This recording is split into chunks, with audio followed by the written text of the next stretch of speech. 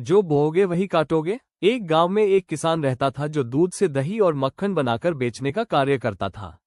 एक दिन उसकी बीवी ने उसे मक्खन तैयार करके दिया। वो उसे बेचने शहर गया। वो मक्खन गोल पेड़े की शक्ल में था तथा हर पेड़े का वजन 1 किलो था। शहर में किसान ने उस मक्खन को हमेशा की तरह एक दुकानदार को बेच दिया और दुकानदार से चाय, चीनी, तेल, साबुन वगैरह खरीदकर अपने गांव रवाना हो गया।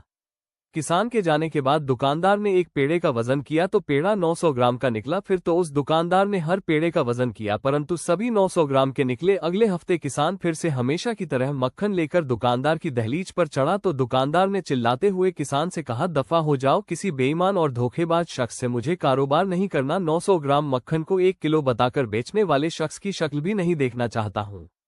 तब किसान बड़ी विनम्रता से बोला, भाई हम तो गरीब बेचारे लोग हैं, हमारे पास माल तोलने के लिए बाट वजन खरीदने की हैसियत कहाँ है।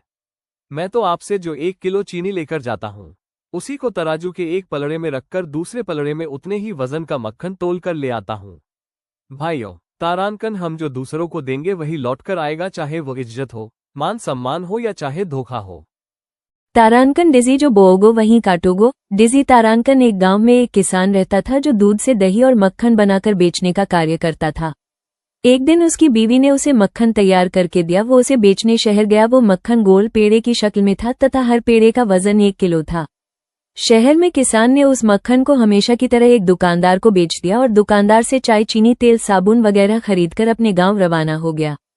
किसान के जाने के बाद दुकानदार ने एक पेड़े का वजन किया तो पेड़ा 900 ग्राम का निकला। फिर तो उस दुकानदार ने हर पेड़े का वजन किया परंतु सभी 900 ग्राम के निकले। अगले हफ्ते किसान फिर से हमेशा की तरह मक्खन लेकर दुकानदार की दहलीज पर चढ़ा तो दुकानदार ने चिल्लाते हुए किसान से कहा, दफा हो जाओ, किसी बेईमान और धोखेबाज शख्स से मुझे कारोबार नहीं करना। 900 ग्राम मक्खन को 1 किलो बताकर बेचने वाले शख्स की शक्ल भी नहीं देखना चाहता हूँ।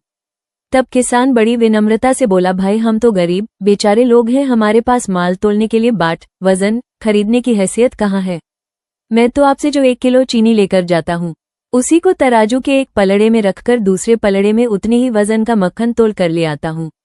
भाइयों तारानकन, हम जो दूसरों को देंगे वही लौट कर आएगा, चाहे वो इज्जत हो, मान सम्मान हो या चाहे धोखा हो।